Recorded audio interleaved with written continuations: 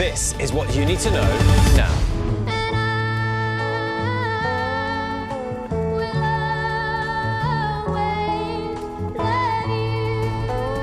This morning, we're remembering Dolly Parton. The girl from a one-room cabin became an American original and never forgot where she came from. She gave us the music, gave away her millions, and kept us laughing the whole way. We pay tribute to the Queen of Country. I'm James Longman from ABC News. It's Wednesday, August 26th, and this is what you need to know. Let's get right to the big story. We are remembering Dolly Parton this morning. The country music legend died Tuesday in Nashville at 80. Her team says she passed peacefully after a brief battle with cancer. Fans have been creating makeshift memorials, leaving flowers outside her home in Tennessee and at her star on the Hollywood Walk of Fame. Her death came as a shock, even to fans who knew about her health struggles. The last time we saw her was just days ago in a video message she recorded for a ride opening at Dollywood. All is going well on the medical end of things, and I continue working away on all of our other projects. Born the fourth of 12 children in a one-room Tennessee cabin, her father paid the doctor who delivered her with a bag of cornmeal. She made her Grand Ole Opry debut at 13, wrote more than 3,000 songs, including Jolene and I Will Always Love You, famously written on the same day, sold 100 million records, and made 9 to 5 an anthem for working women. She built an empire, keeping ownership of every song she ever wrote and turning Dollywood into a tourism engine for her beloved Smoky Mountains, against the advice of her own lawyers. And then she gave much of it away. Her imagination library, inspired by her father who couldn't read, has given away more than 300 million books to children. When Whitney Houston's cover of I Will Always Love You made her millions, Dolly invested the royalties in an office complex in a predominantly black neighborhood in Nashville, calling it, quote, the house that Whitney built. She helped fund the research behind Moderna's COVID vaccine, helped employees go to college, sent monthly checks to families burned out by Tennessee wildfires, and showed up after Hurricane Helene with $1 million from her own bank account. In 1982, she told ABC exactly how she wanted this day to go. I want to stand on that mountain when I'm old and look back over my life and think, oh, was that not it? Dollywood is open today. The park says that's how Dolly wanted it, quote, not with silence, but with laughter, music, and shared dreams. A small private service will be held for immediate family, and fans can leave tributes at dollyparton.com. Her family asks that donations go to the Imagination Library in lieu of flowers.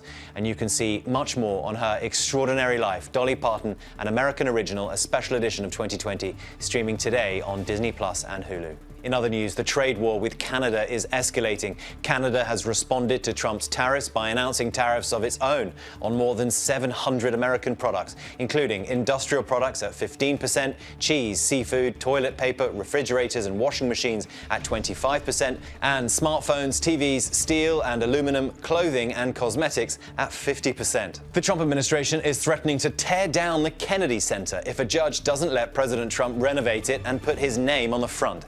Justice Department lawyers say the building is falling apart, and without the president's help, it would likely be demolished.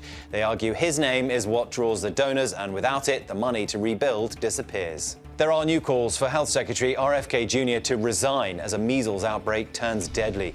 2 unvaccinated people have died in Pennsylvania, the first U.S. measles deaths this year, and the state's first in 3 decades. Governor Josh Shapiro says vaccine exemptions have tripled in 10 years, and he told Kennedy directly that the administration's rhetoric is, quote, having a negative impact. A startling new warning just as football season kicks off. A new study finds at least a quarter of NFL players who died between 2016 and 2021 had CTE, the brain disease caused by repeated head trauma, and one neurologist warns hundreds of current players are at risk.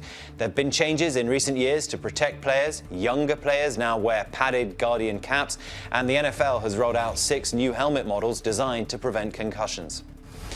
A man seen harassing and chasing people in Philadelphia while wearing a creepy mask is now in custody. The 22-year-old was arrested in Las Vegas. He'll be sent back to Philly to face charges. Police believe he scared people to create social media content. Now to some quick hits, more stories we're following today about Dolly Parton.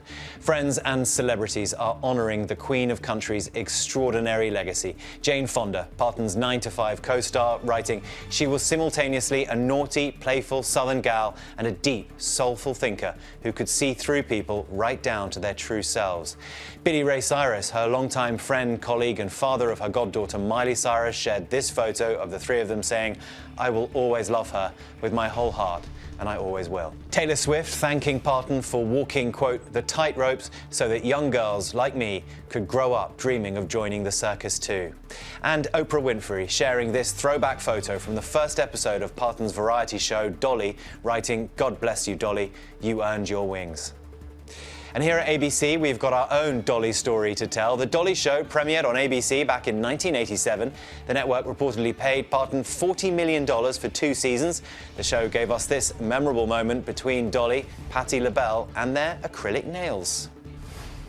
Mama, little children love shortening, shortening. Mama, little children love shortening bread. Mama, little children love shortening, shortening. Mama, little children love shortening bread. Wait, Patty. Fans have been leaving flowers outside a former home of Dolly Parton's, located in the California town of Solvang. The charming 1920s cottage was owned by Parton for about a decade. The country icon reportedly used it as a private getaway, complete with a wig room in a garage and a stained glass window above the front door spelling out her name. Now the home is on the market with an asking price of nearly $2 million. And now, one more thing before you go. Dolly Parton never took herself too seriously. Throughout her career, she mixed humour with humility, always ready with a quick wit and sparkling smile to match the rhinestones. Here's Dolly on Good Morning America in 1982, sharing what she hoped her tombstone might say. I want the tombstone to say, "She should be lying here. I don't know where she went." And in true Dolly fashion, she'd already picked the song she wanted for her final goodbye, the gospel hymn, "If We Never Meet Again," her father's favourite.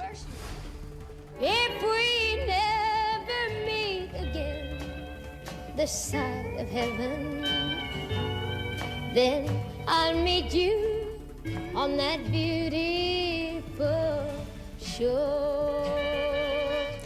There will truly never be another Dolly Parton. And that's what you need to know. For breaking news and live updates throughout the day, check out ABC News streaming on Disney+. New episodes streaming every day only on Disney+.